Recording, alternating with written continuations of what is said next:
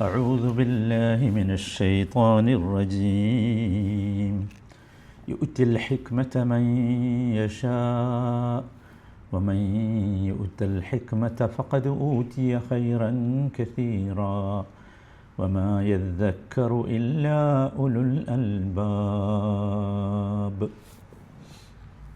269 വചനം.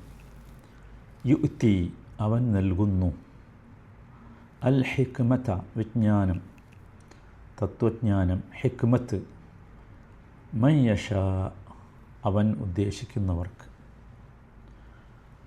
വമൻ യുഅ്ത ആർക്ക് നൽകപ്പെടുന്നുവോ, അൽ ഹിക്മത വിജ്ഞാനം അല്ലെങ്കിൽ ഹിക്മത്ത്, ഫഖദ് ഊതിയ എന്നാൽ അവന് നൽകപ്പെട്ടു കഴിഞ്ഞു, ഖൈറൻ കസീറ ധാരാളം നന്മ, വമാ യദ്ദക്കറു ഉറ്റാലോചിക്കുകയില്ല, ഇല്ല ഉലുൽ അൽബാബ് ലുബ് ഉള്ളവരൊഴികെ, ബുദ്ധിമാന്മാർ ഒഴികെ.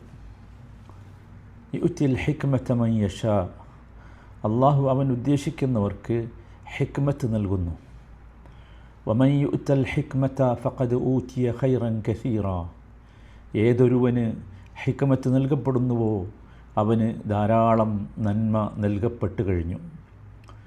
വമാ യദ്ദക്കറു ഇല്ലാ ഉലുൽ അൽബാബ് ബുദ്ധിയുള്ളവരല്ലാതെ ഉറ്റാലോചിക്കുകയില്ല.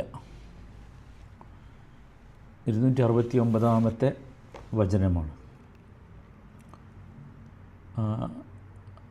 കഴിഞ്ഞ വചനത്തിൽ പറഞ്ഞത്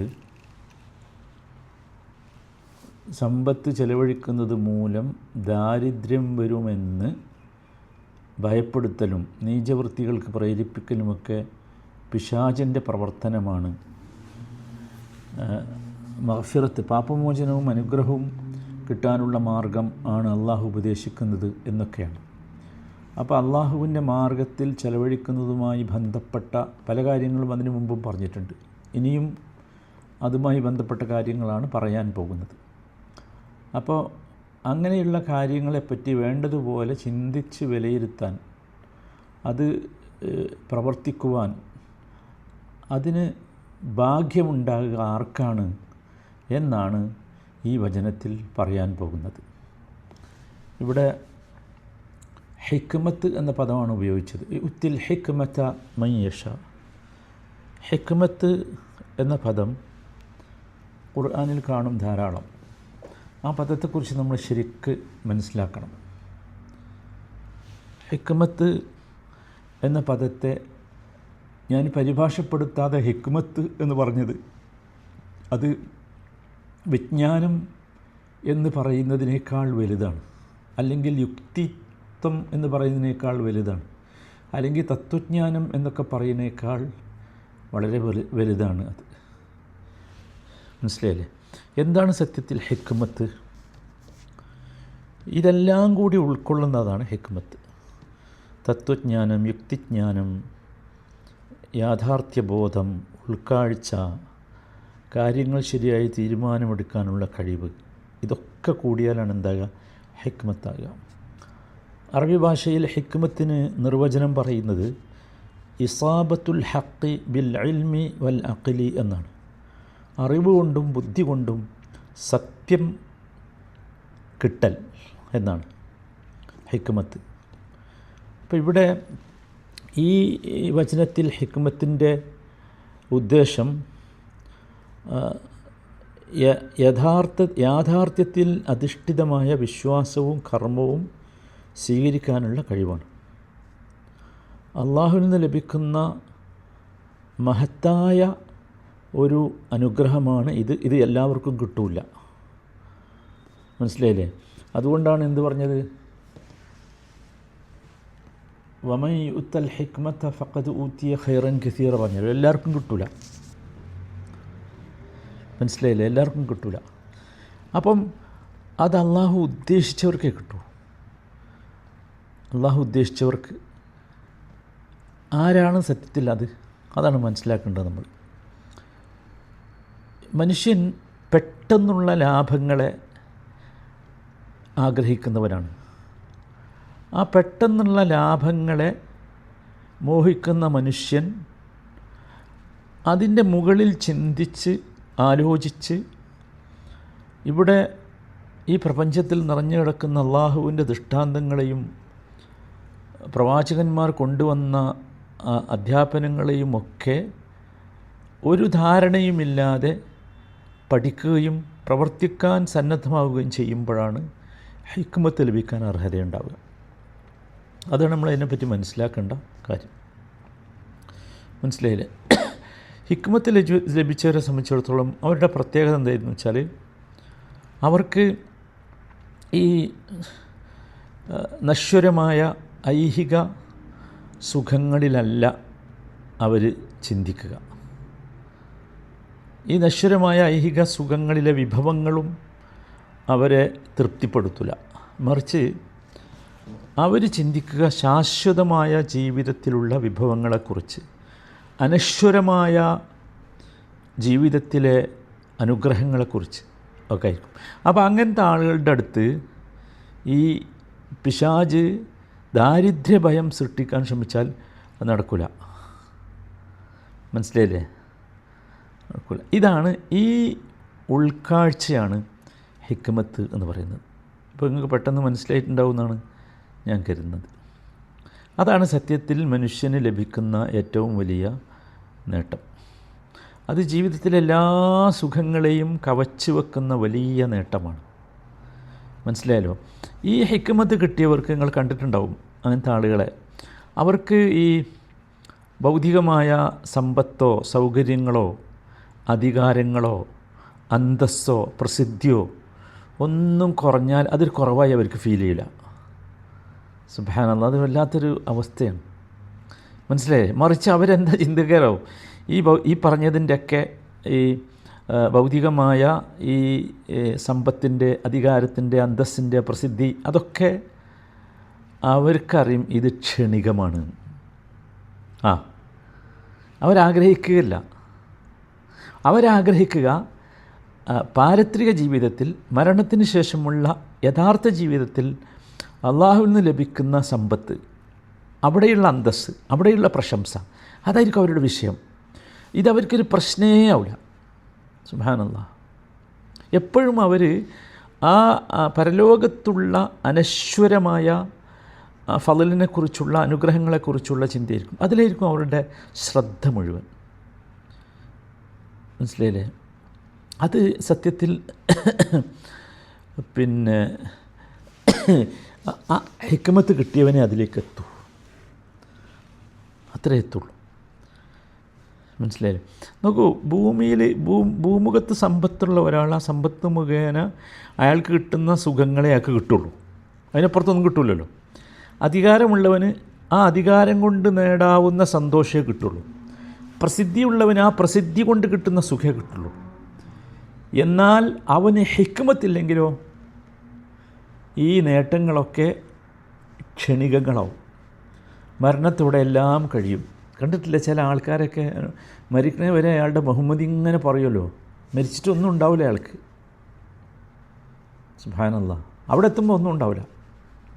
അതാണ് അവർക്ക് അങ്ങനെയുള്ള. നോക്കൂ, ഹിക്മത്ത് ഉള്ള ആൾക്കാരെ സംബന്ധിച്ചിടത്തോളം ഈ സമ്പത്തോ പ്രസിദ്ധിയോ അധികാരമോ ഒന്നുമില്ലെങ്കിലും അവർ ഭയങ്കര ഹാപ്പി ആയിരിക്കും. അതൊക്കെ ഉള്ളവനേക്കാൾ ഹാപ്പി ആയിരിക്കും. സുബ്ഹാനല്ലാഹ്. കാരണം എന്താ വെച്ചാൽ അവൻ്റെ ഉള്ളിലുണ്ട് എന്ത്, എനിക്ക് വലിയ ശാശ്വതമായ സുഖം വരാനിരിക്കുന്നു, സന്തോഷം വരാനിരിക്കുന്നു. ആ വിശ്വാസം, അതാണ് അവൻ്റെ പ്രതീക്ഷ. ആ വിശ്വാസം അവന് ഭൂമിയിലും എന്ത് കിട്ടും? സമാധാനം കൊടുക്കും. അതാ പറഞ്ഞത്, വമൻ യുഅ്തൽ ഹിക്മത ഫഖദ് ഊതിയ ഖൈറൻ കസീറ. ഇവിടെയും കിട്ടും. ഭയങ്കര സമാധാനമായിരിക്കും, ഭയങ്കര സമാധാനമായിരിക്കും. ഇത് നമ്മൾ വലിയൊരു വിഷയമാണ് ഈ ഹിക്മത്ത് എന്നുള്ളത്. നമ്മൾ ശരിക്കും മനസ്സിലാക്കണം. അപ്പോൾ ഈ ഹിക്മത്ത് കിട്ടലാകണം നമ്മുടെ ഏറ്റവും പ്രധാനപ്പെട്ട വിഷയം. മനസ്സിലായില്ലേ? അതിലേക്ക് എത്തണം. അതാണ് അത്. സത്യത്തിൽ നോക്കൂ, നമ്മളെപ്പോഴും മനസ്സിലാക്കണം. ഇമാം മാലിക് റഹിമഹുല്ല ഹിക്മത്തിനെ കുറിച്ച് പറയുന്നുണ്ട്. ഹിക്മത്ത് എന്നാൽ ദീനിനെ സംബന്ധിച്ച ജ്ഞാനവും അള്ളാഹുവിൻ്റെ അനുഗ്രഹവും കാരുണ്യവും നിമിത്തം ഹൃദയങ്ങളിലുണ്ടാകുന്ന ബോധവുമാണ് എന്ന്. അതാണ്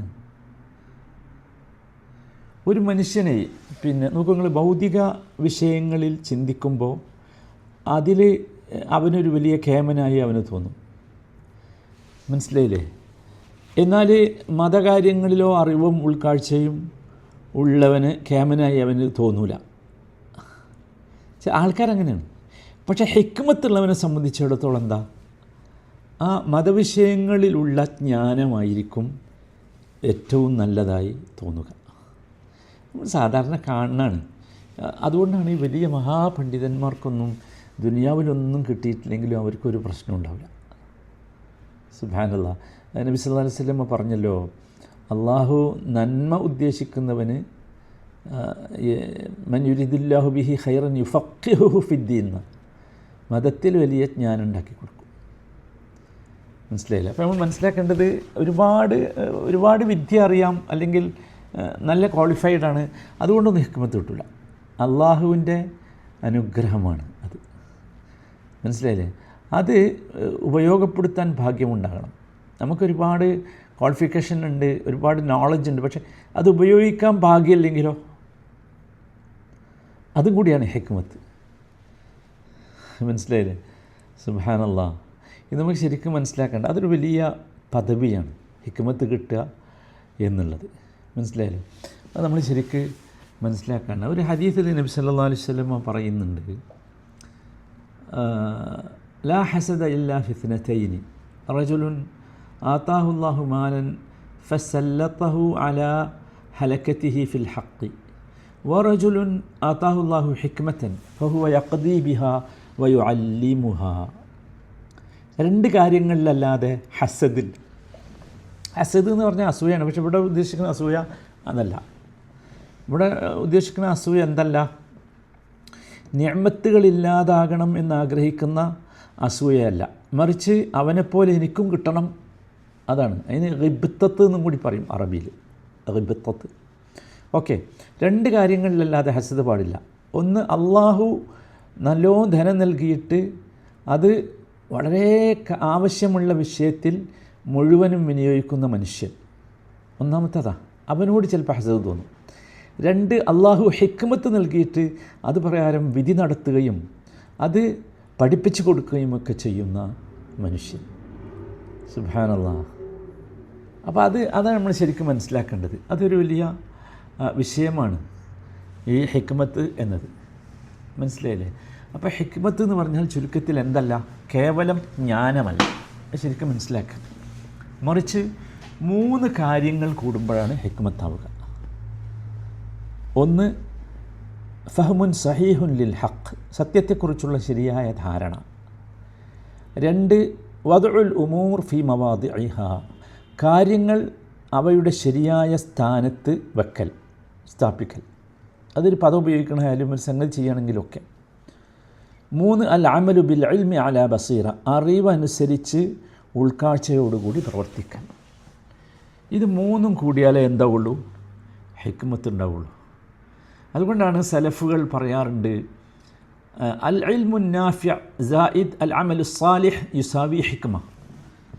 ഇൽമുൻ നാഫിഅ, ഉപകാരപ്രദമായ ജ്ഞാനം, അതുപോലെ അമലു സാലിഹ്, സൽക്കർമ്മം, ഇത് രണ്ടും കൂടിയാൽ എന്താണോ കിട്ടുക അതാണ് എന്ത്, ഹിക്മത്ത് എന്ന് പറയുന്നത്.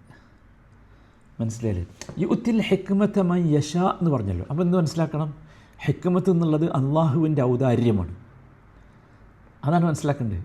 അത് കേവലം നമ്മുടെ ബുദ്ധി കൊണ്ട് അല്ലെങ്കിൽ പഠനം കൊണ്ട് കിട്ടുന്നതല്ല. യുത്തിൽ ഹിക്മത മൻ യശാ, അള്ളാഹു ഉദ്ദേശിക്കുന്നവർക്ക് കൊടുക്കുന്ന പറഞ്ഞാൽ അള്ളാഹുവിൻ്റെ ഔദാര്യമാണ്. അപ്പോൾ നമ്മൾ അള്ളാഹുവിനോട് ചോദിക്കണം. നബി സല്ലല്ലാഹു അലൈഹി വസല്ലമയുടെ ദുആയിൽപ്പെട്ടതായിരുന്നു, അല്ലാഹുമ്മ ആതിനി അൽ ഹിക്മ അല്ലത്തി മൻ ഊതിയഹാ ഫഖദ് ഊതിയ ഖൈറൻ കസീറ.